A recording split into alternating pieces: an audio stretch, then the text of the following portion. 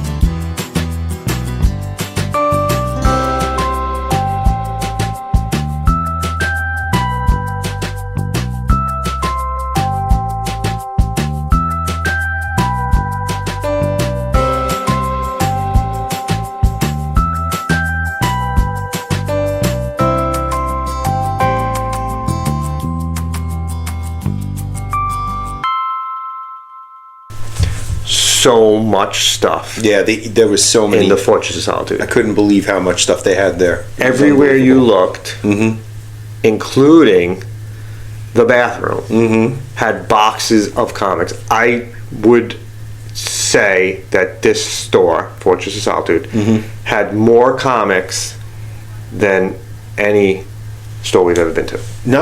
Not even just the amount of new stuff he had, which was a lot of new stuff. I mean, every variant cover, tons of independent, multiple of hard to find variants. Yeah, like the one in 50 variants, and like tons of different variants. Just tons and tons of stuff. But the back issues were amazing, unfathomable. I mean, the amount that he had out on the floor was massive. And then you go in the back. And there's just more and more. I couldn't believe how much stuff he had. When Jose has a chance to go through everything, I can't imagine the stuff that he has sitting there. The potential of things in there is just absolutely amazing. It's amazing. And it's funny because he had a lot of stuff that we've talked about on the show and that we don't normally see, like like the Terminator toy and like all that stuff. Yeah, stuff that we've actually talked about on other shows. Yeah, that he actually has sitting in his inventory, which was, I mean, it was fantastic. It's funny because we would talk about, like, we'd bring something up to him and be like, oh, did you ever see any of this? And he'd be like, oh, hold on a minute. And he'd go back and bring it out. It was incredible. So what was really cool is we actually we interviewed Jose, which was really cool that he agreed for us to come into the store. Not only that, but he actually sat with us. And took time out of his day. We'll show you the interview in a second, but know that the interview, it's about 20 minutes long, and it's really, really, really good. We ended up talking to Jose for like 2.5 hours. Oh, we were there so much longer than we thought we were going to be. We were really just talking most of the time. Yeah. We were looking at stuff, but we were just chatting with him. We could say we had common interests, the three of us, and we're talking about different things that we were interested in, or that we've come across, that he's come across, and it was just it was a really good day. Being there, minus the ride home, but well, we story we don't have to for talk another about that. day. It took us way longer to get home than we possibly could have imagined. But let's take a quick look at our interview. Not a quick look. Let's take a look at our interview with Jose. Hey, we're here in Newark, New Jersey at 53 University Avenue with the Fortress of Solitude, and I'm here with Jose Robles, the owner. And we're looking around the store, and you've got a lot of stuff. You have a lot of stuff. This has got to be one of the biggest stocks we've seen at a comic book store ever. We've been holding stuff since 1981. Right. So the store has been in existence since 81. Since 81. But it had a different name and a different location. 3 owners, 3 different names. And you're number 3. We're number 3. You're number 3. And you've been at this location since 2010. 2010. And before that, you were on Broad Street? We were on Broad Street, 599. We were there from 2001 to 2010. The previous owner was there from 1988 to 2001. And then we were 587. It was called One Flight Up. Right. Which is the one most people remember when they were kids. Yeah. 1981. Yeah. So it all starts in 81. Joe Kano was the original owner. And like I said, there's a lot of stuff here. We got a lot of B-roll already from some of this stuff, and Chad has to get a lot of the stuff that's here. But we'll probably have to find a way to secretly funnel it to back his house. Issues. I'm sure we got over. Yeah. Oh yeah. And how many back issues do you have? Probably 100,000 right now. Oh yeah. Out displayed. Yeah. Yeah, and that doesn't count the stuff that's in the back. No, that's 1 million probably.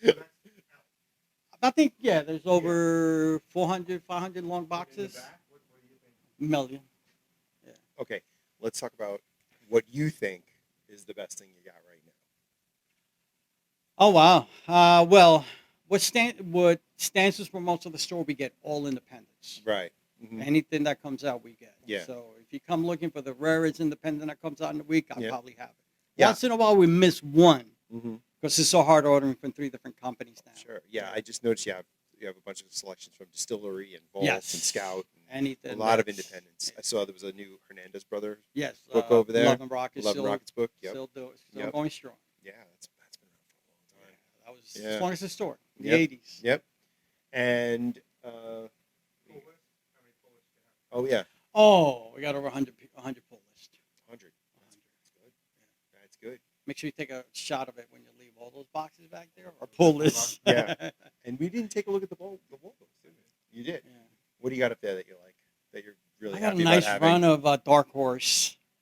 I got a Star Wars Dark Horse newsstand editions that I never went out. They're mint. They were from a warehouse find. Those are all newsstand editions? All 90% of them are newsstand editions with no flaws, 9.8s. That's good. No, but if no, I'm a end the animal raw wild. Find a 9.8, get a CGC, get 10 times whatever you paid here. Exactly, right. Yeah. Yeah. I have some. I don't dislike them. I just don't see.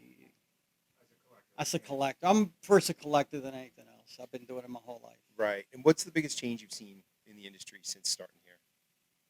What do you think? Oh wow, that's a good question. Nobody's ever asked me. Because the store starts. I don't think it's really changed in the industry besides the distributors. Yeah. I think more independence, which is good for us. People don't just want to see superheroes anymore. Yeah. That's a nice change. Right. I mean, I get females all the time, which we never got before, looking for comic books. They were looking for the independence, the rare stuff. Right.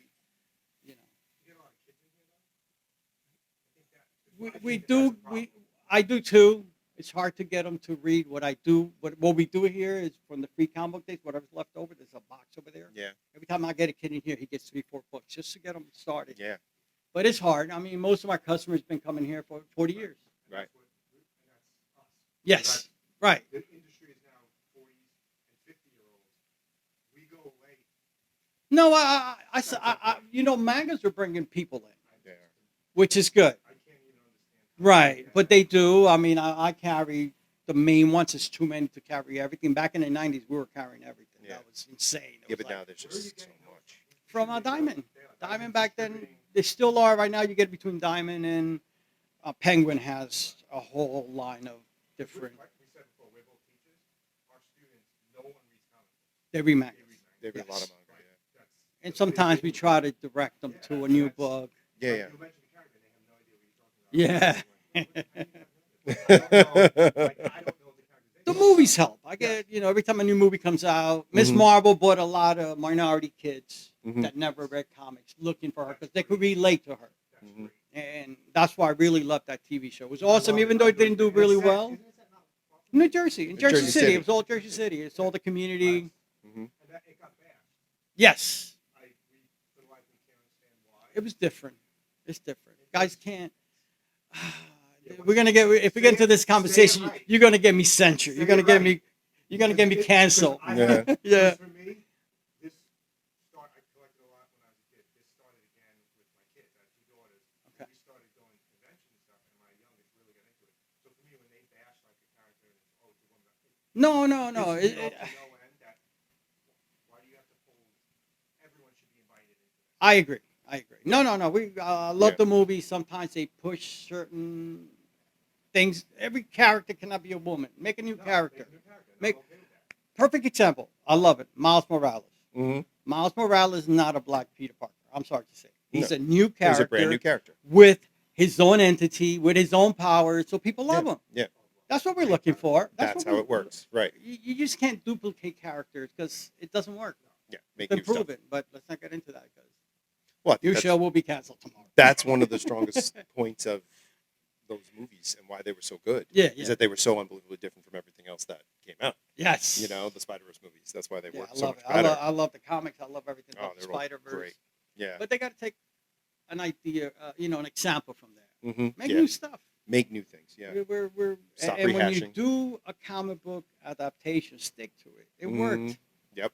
It worked. Yeah. I don't get that when they change it completely. That's all. Yeah. That's like Alan Moore's whole complaint about his stuff. And, that League of Extraordinary Gentlemen should have been so much better. Oh my God, his way. So, how do you mess up that source material, right? What are you buying right now, or what are you reading right now? Really don't get to read much. Yeah. Like I told you before, I spend maybe 20 hours a week ordering from 3 different companies. You show them previews. You've seen previews, right? Yeah. Previews about 1,200 pages long. And that's not including now that you got to order from Lunar and Penguin. Right. So I enjoy talking to the guys. I enjoy the arguments they have here. But to read, I don't get much chance to read nowadays. You get really arguments in a comic shop? I can't imagine. Oh, no, never. They're so civil and friendly. There's never a disagreement. But it's all fun. Listen, Yes. You know what really got me stuck in comics? Back when we opened in the 80s, comics came Thursday night, which I don't forget. You worked here. I worked here for him, yeah. So I was his little gopher. I used to organize in the back. How old were you when you started working in 17. Oh, wow. So I don't even want to get into it. The whole time. I knew the owner before he opened the store. He had a record shop somewhere in Broad Street. I think it was $5.99, and he was putting DC Comics in the window. And I walked in one Saturday, and I was hooked. I would come every weekend, take all his comics. I was a fiend. When I was a kid, I was a comic fiend. I tell the story. I got a good story. I got to tell you. No, I like you say that when I was a kid, and then we look around here. It got worse. It never stopped. Listen, funny thing is, I never liked the X-Men when I was a kid. I thought they were overhyped. Then one time I was going on a trip, and there was only one comic book in the rack that I got. Yeah. X-Men 141. Okay. Days of Future Past. Oh, that's one of the best. I was away for 2 weeks. Yeah. I read that book 1,000 times. Yep. When I came back, all I wanted to do was find the rest of the books. Oh, yeah. That was. I had a buddy of mine. We traded. I go to his house. He has a whole collection. I'm like, "What do you want for it?" He goes, "I don't know. I had a bike." I go, "You want my bike?" Gave him the bike. Walked home. 20 blocks. But I have my X-Men in my hand. I still have them to this day. So, and I still have. I still have my collection at home. I got over 200 long boxes in an attic. Yeah, I'm an addict. Yeah, no. No, I stopped. I stopped taking them home 2010. It was too much. Yeah. My whole house is going to collapse from the weight. The attic is just ridiculous. We should show you the basement. Listen. Number one enemy of collectors is space. Oh my God, yeah. Like the store. I mean, I got to rent a warehouse eventually. You do. I mean, you're great use of the space. Yeah, I got to get creative. The slot walls. Somebody came up with the idea to hold the. I had to use the rafters for the toys. But it's well it's still well organized. OCD collectability. I believe we all have OCD, all of us. Oh, I do too. There's Yes, definitely a yes. pathology. Yeah. Once you start with something, you got to end it. If you start a collection, it could be the crappiest book in the world. Oh yeah. But you started. Now you must finish. Yep. I like Dreadstar. That was Starlin. Come on. You know that was Captain. You know that was Captain Marvel's continuation, right? That's what he did. He took. If you look at all the characters, I didn't even know that. If you look at all the characters in Dreadstar, they're actually Thanos, Warlock. He just switched everybody over. That's right. Yes. You bought like a whole. Yes. We did in the 90s, but it's too much work. It really is. And you damage a lot of your products in the carry. And then you have to compete with everybody else. But we're, like I said, we're just super busy here as it is. Just keeping up with our regular customers, finding their stuff. Like I'm looking for stuff. I constantly have lists in the back, looking for back issues. Oh, yeah. And I know it's back there. It's just finding it. Sometimes it takes a little while. Now, what's the biggest book you've had in or out?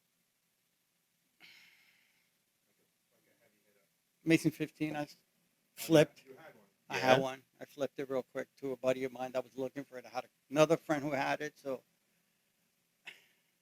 I don't even want to get into it, but one of the ones you regret when you made a quick deal. Oh yeah. And you make $2. Yeah. I sold it right before they sold the 9.8 for 98. I sold the 2. So it was great. It was graded. No, it wasn't graded, but it was a 2. Yeah. Dude, that book went from 12,000 to 50,000 right after I sold it. Oh my God. Yeah. But you made someone happy. I made it. I mean, he still brags about it. He's one of my best friends, so he's always. And he's a Spider-Man guy? No, he's just a collector. He likes collecting rare stuff. We have a friend who's a Spider-Man guy, and that was his last purchase was AF-15. So he got He got it all. to current every Sweet. Everything. I tried when I was younger, but it's too hard. It was too hard even back then. Which I regret. I don't know if you ever go look back in the back of the books, and you see Mahai's prices in 1982. Yeah. You could have got an Action Comics #1 for $12,000. Right.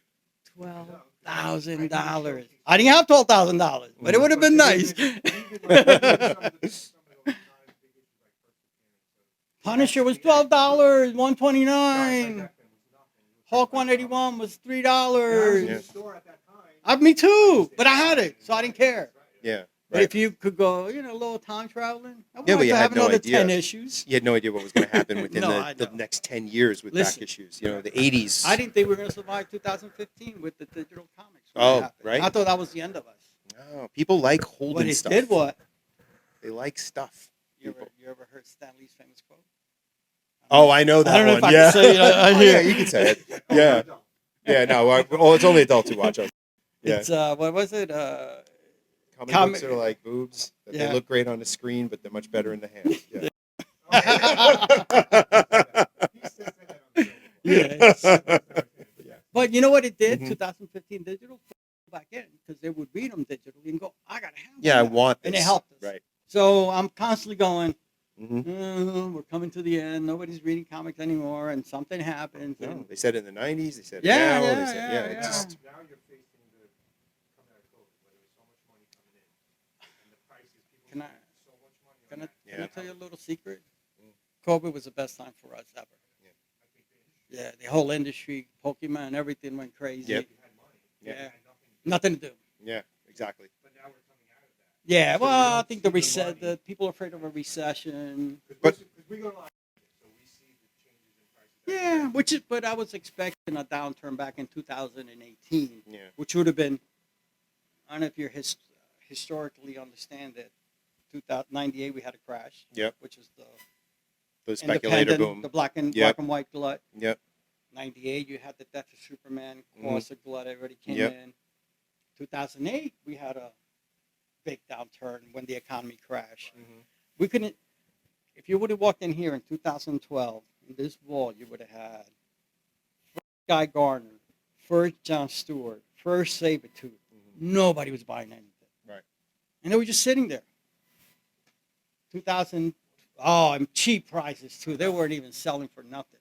I remember the Sabretooth first appearance near Mint I had for $250. So a guy comes in, a dealer comes in and cleans me out right around 13 when it started picking up again. Yeah. So I was expecting 18 to be the year that it crashed. Something happened in 18. I think the internet, the Facebook pages, the Instagram really helps. Yeah. Yeah. I used to do an Instagram show, which was crazy for a long time, for a year, and then COVID happened and we stopped. But, Right. Everything helps. But yeah, we'll be around. Comics will be around. I don't think they're going anywhere. No, comics will be around. I don't think. I think it's proven where it's. But that's what happens. So eventually there'll be a little downturn. They'll kill the minor stuff, and you'll have the good stuff left over, like always. It is. This is 5 tables, new books. Right. Actually, including the other one, 6 tables. So how many, this goes back how far? This is 1 week. This is 1 week. This is 1 1 week. week. This is 1 week every week. You turn this over every Yes, week. every week. And what's funny is you have people saying like, "Oh, it's an industry in decline," but this is 1 week of This is releases. 1 week. Yeah. So, how could that be an industry? In decline? So what Don't- happens? It goes, where do these books go next? Here. So they go. Here. And then they go progressively by week. By the 4th week, they go out into the floor, which is these boxes. And Monday, it's all dedicated to putting this in the rack, counting the new book, and putting them out. I have an addiction problem. I must admit. Yes, constantly. And you work another job. And I'm a fireman, so That's right. You're a captain, right? I'm a captain. Yeah, I'm a fireman. For New York? Or No, Newark. Newark. Newark. Oh, okay. Newark. 3 years, and then I could be here full time.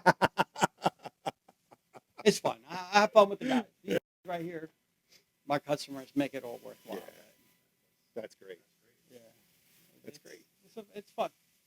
Well, thanks for having us, taking Hey, time out of your thank day. you for coming by. I to talk appreciate to you us. guys. Yeah. Awesome. Thank you. Yeah, we will. So we did spend a lot of time also looking around the store. So Oh my God. We looked around.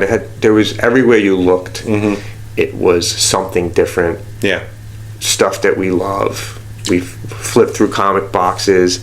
He had this thing I wish they had. As me and Brian get older, we've learned that we cannot get on the ground and flip through a comic box because the knees just don't let you get up again. In Fortress of Solitude, Jose recently had a custom-made, like a little cart, like a cart, that you can wheel around, and you can pull out The box. a long box and put it on the cart, and the cart is about height enough that I don't have to be on my knees. I don't Right. really have to You can bend over, actually flip through and I it. can flip through it. It was, I mean, it was a great idea. To me, a great invention for a comic book store. Yeah. And he was just telling us story after story. He pulled out an autographed Boba Fett figure that he had signed. Autographed by the original actor who played Boba Fett. Yup. Yeah. And they had a lot of older stuff. They had a lot of older pins that we were looking at. It was a really great day for us. Yeah. He had this really, the one thing that keeps jumping out at me is he had this very rare Tasha Yar Star Trek The Next Generation action figure, which I think was just a mail-away figure. Oh, right. And No, it was from Wizard.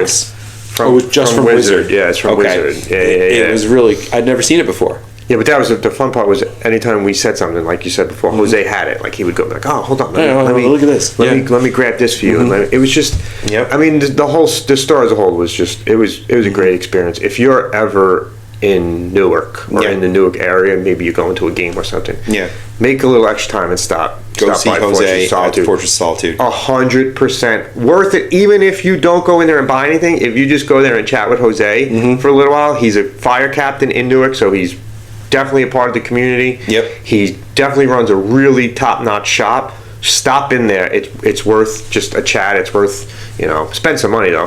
Help him out.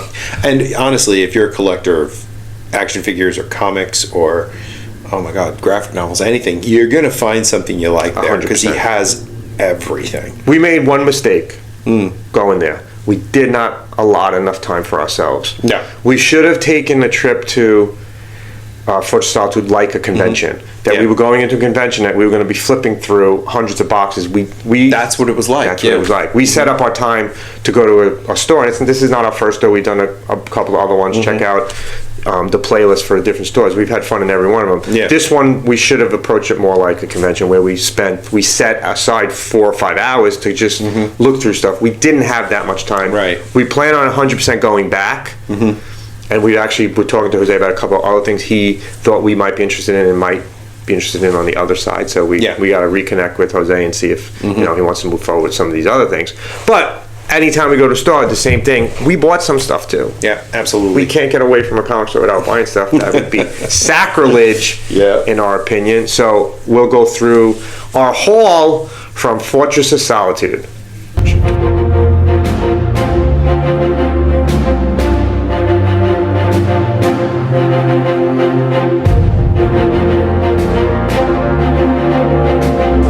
So we're going to do our haul a little bit different than we normally do it. We're going to show you some pictures of them as we talk about them, so you're not going to be able to look at our pretty faces during this part. We're going to actually show the comics in a little more detail than we have been doing, just because that's what you, our subscribers, have requested. Right. So I went a little.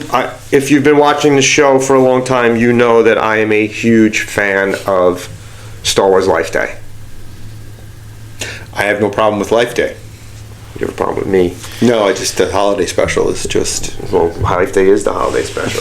So I bought... Marvel recently did a bunch of Star Wars Life Day variant covers, and each of their titles has one. And I bought... Jose was kind enough to go through and pull out one of each one for me. So the first one is Star Wars number 40. It's the Life Day cover. Is done by Mike Del Mundo. It shows Han and Chewie putting up some decorations for Life Day. Great looking cover. I love Chewie in the robe. Second one is Darth Vader number 40. The cover is done by Alan Qua and Rod Reese.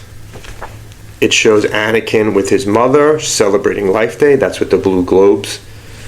Up top, I have one of those. If you look back and watch one of our Disney videos, I bought one of those and actually gave Brian a mug on there. There was also Dr. Aphra, Life number 38. It's a Life Day variant cover also, done by Rod Reese, Stefano Raffaelli, and Romolo Fajardo. Oh, and if you look closely, that's Chrysanthemum on the cover, not Chewbacca. Yes, that's not Chewbacca. So all Wookiees celebrate Life Day. Even the mean ones. Aphra, right? And they're holding Dr. Aphra and Chrysanthemum. Yeah. Who, if you don't know who he is, he was in The Mandalorian. Great looking character. Hope to see more from him. And finally, I bought, this is my favorite of the covers. It's directly from the Life Day, from the Star Wars Holiday Special. It's Harvey Korman's character from it. We'll look at a quick clip of him. That happens to be one of my favorite scenes from it.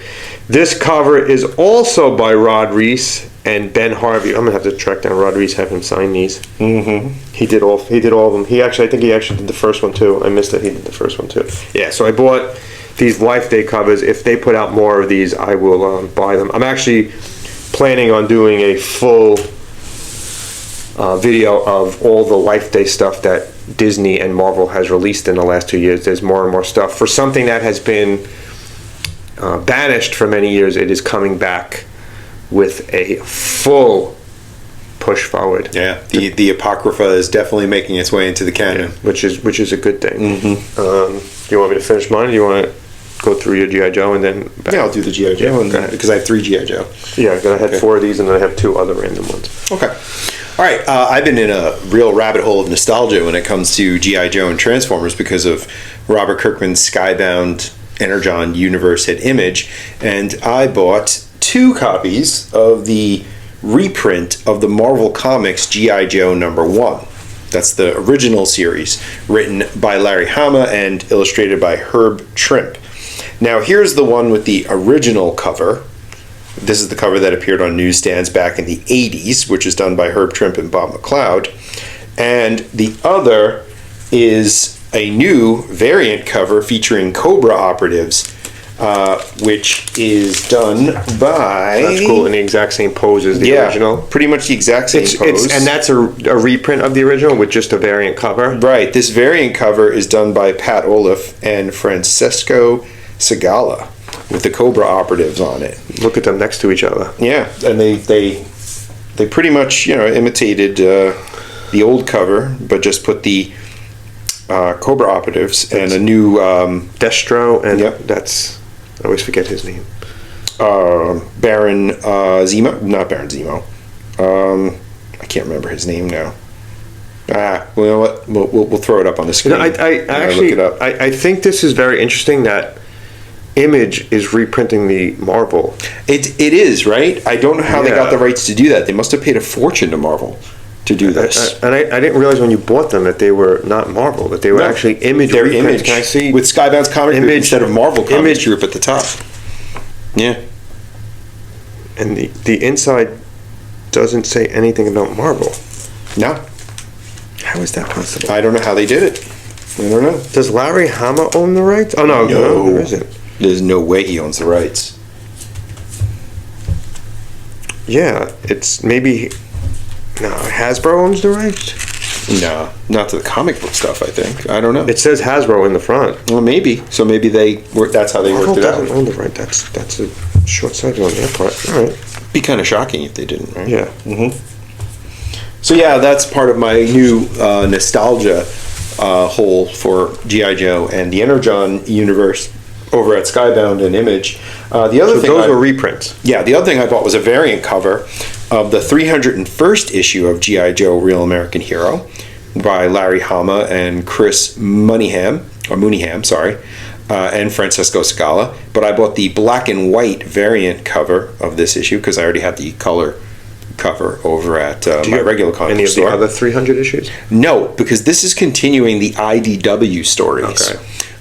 And it takes off where the 300th issue at IDW ended with a battle on Cobra Island. So that's basically the first issue from Image. It's kind of the first issue from Image, yeah, which I think they're going to keep going. I'm not sure if they're going to keep going with the IDW stories as like a variant or a different version of G.I. Joe. So are you planning on trying to find the IDWs? I might look back. Maybe I'll get them as trades. Okay. I don't know if I'll go back and buy, however many issues there are from IDW.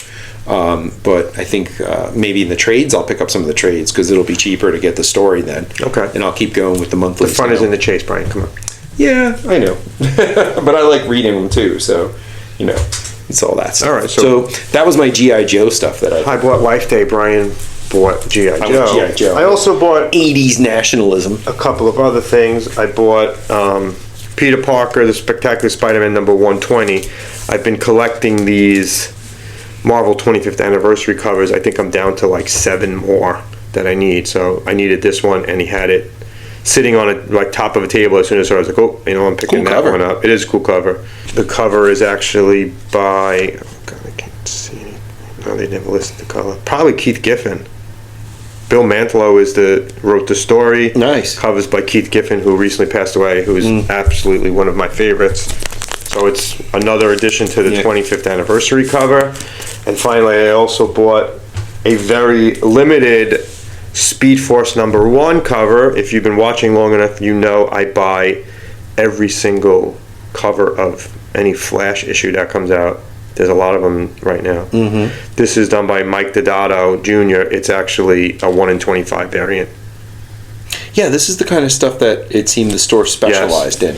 like these kind The of harder to find things. and variants. and a lot of independent stuff. A lot of independence, which was good for me because I buy a lot of independence. Listen, this Fortress of Solitude was perfect for both of us because it carries the superhero stuff that I like, including the harder to find variant covers, Yeah. and the independent stuff that Brian likes. So Absolutely. Yep. if we'd definitely be visiting there again. Up next for me was, again, one of those independents that we spoke about. And this is called The Sickness. And I have never heard of anybody involved with it. But it was written by... Now, that was recommended to you? No, I just saw it there, Oh, okay. and I saw this cover, and I said, oh, I might like this. Written by Jenna Cha and Lonnie Nadler, with art by Jenna Cha.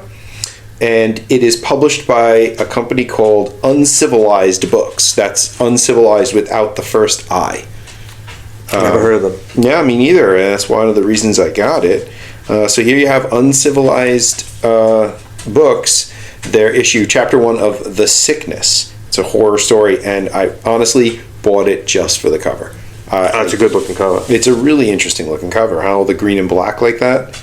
And who knows what that's suggesting. I'll just have to let you guys know maybe in a short what it's like and what it's about. You may actually have to have Jose pull it for you because I don't know if Oh, I don't we think get it somewhere else. I have no idea where I'll be able to find any more of this. And the interior art is pretty interesting. It actually reminds me of old horror comics like Cry for Dawn. That's exactly what it, when it looks like an old horror comic. Yeah. Black and white. I love the black and white has to be done so well. Right. So it's got some nice looking artwork inside. You have to let us know how it is. Yeah. Short coming soon. Yeah, absolutely.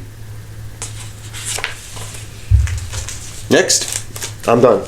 Oh, you're done. So Okay. it's all you now. Okay, up next, a writer who's been having a really good year, James Tynion, the fourth, and Joshua Hickson's. This is their Christmas horror story called The Deviant. From Image Comics. From Image. Yep, from Image. And this has, again, this is another one I haven't had a chance to read yet, but it has serious Silent Night, Deadly Night vibes. That's exactly what the cover reminded me of. Which I'm a big fan of Silent Night, Deadly Night. I think it's a hilarious movie. And actually, I want to watch that new version we heard about this Silent Night. So yeah, it looks pretty interesting. It's got some good horror art inside. A bit gruesome, sure, but just up my alley. So The Deviant from Image, written by James Tynion with art by Joshua Hickson. Cool. Yep. And last, but not last actually. Next up is Geiger Ground Zero, also from Image Comics, but this is the Ghost Machine imprint with Jeff Johns and a few other people who you might know from mainstream comics. This is written by Jeff Johns and illustrated by Gary Frank. Geiger Ground Zero, it's a sort of dark superhero story. Looks like about an irradiated man. Again, I haven't had a chance to read it just yet, but it definitely looks like something interesting that certainly does. Might be fun to read.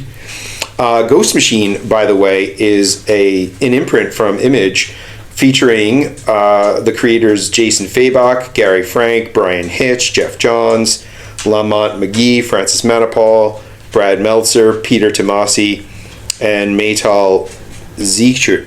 Manipal's one of my favorite artists. Yeah, he's great. He's great, Francis Manipal. He did a lot of his Flash stuff. Yeah, so I'm looking at this fully shared creator-owned universe that's coming from That's Image. interesting. I'll have to look and see what Manipal's doing. I'll pick up whatever he's doing. So Ghost Machine might be something really worth checking out. Certainly. That's it? Nope, one last thing. And this is like really off the beaten path. I grabbed a paperback book I saw there. It's called Comics Prose. Short stories by comic writers. These are short prose stories written by guys who normally, and girls, who normally write comic book scripts. So you've got work from people like Kurt Busiek, Max Allan Collins, Jeff Millar, Bill Mumy from Lost in Space. Remember Bill Mumy? Oh, yeah. Yeah, he wrote a story in here. Peter David, Dennis O'Neil, Paul Denny, and a bunch of other creators. Peter David, Denny O'Neil, some big names. Some pretty good writers in here who are writing short prose stories. Interesting. Yeah. Different. Yeah, and I've read a couple stories already. So far, they're pretty good. I really like them. The Kurt Busiek story, I think, is the first one, and it's really Marv good. Wolfman has one in here too. Yep, we got Marv Wolfman. Very in there. interesting. Looks good. Yeah. Good. All right. So I thought that was strange enough to catch my interest. So there you go. By the way, Fortress of Solitude, in addition to being a pretty great comic book store, has some TV commercials in its past. Yes, it does. Here's a couple right here. Do you have the latest issue of me fighting my arch enemy, the Clown? Whatever's on the rack, pal. We know where the heroes shop, so come here to the Fortress of Solitude with weekly arrivals, 10,000 back issues, Japanese manga, also the latest in toys and martial art movies. Come where the heroes shop. Fortress of Solitude, New Jersey's comic book leader. Gee, I hope it's not raining outside. I just finished washing my cape. It really was just lots of fun. It's a great place. Great place. We had a great time there. Our final synopsis of it. Visit. Go there. visit Fortress of Solitude. Highly recommended a visit to Fortress of Solitude if you can get to Newark, New Jersey. Parking easy. A lot of parking there. Not a lot around there, so you don't got to worry about anything else. Yep. Being in Newark might frighten some people away, but Nah, it was fun. it was really nice area. Great shop. Really, one of the best we visited so far. Yeah, one of the first things I said when we left the store was, I can't wait to go back. Yeah, and he's not lying. That's exactly what he said. And then it took us 2.5 hours to get home. You're so hurt by that. I don't like traffic. I don't like nonsense traffic. Nobody likes traffic. Is there anybody who likes traffic? No, I don't. Maybe there is. People like to antagonize other people. So this was a fun one. Yeah, good visit. We hope you enjoy our videos on comic shop reviews and conventions that we go to. We keep doing this for you guys because without you, we can't go forward. Please think about joining us, become a member, or give us a thanks. Any little bit helps us to continue to buy stuff and to continue to travel to these shops and to conventions and stuff. And you could find us Collectors Confessions at patreon.com or collectorsconfessions@gmail.com if you want to drop us a message or comment on this video. We love comments. We reply to every single comment that comes through. Not a single one doesn't get replied back to. Right. No matter how crazy or funny it is. Thank you especially to those loyal subscribers who watch every one of our videos and like every one of our videos and comment on every one of our videos. There's a bunch of you out there. We really appreciate you guys. Thank you for being loyal to us. Thanks for watching. Love what you collect. Collect what you love. We'll see you next time.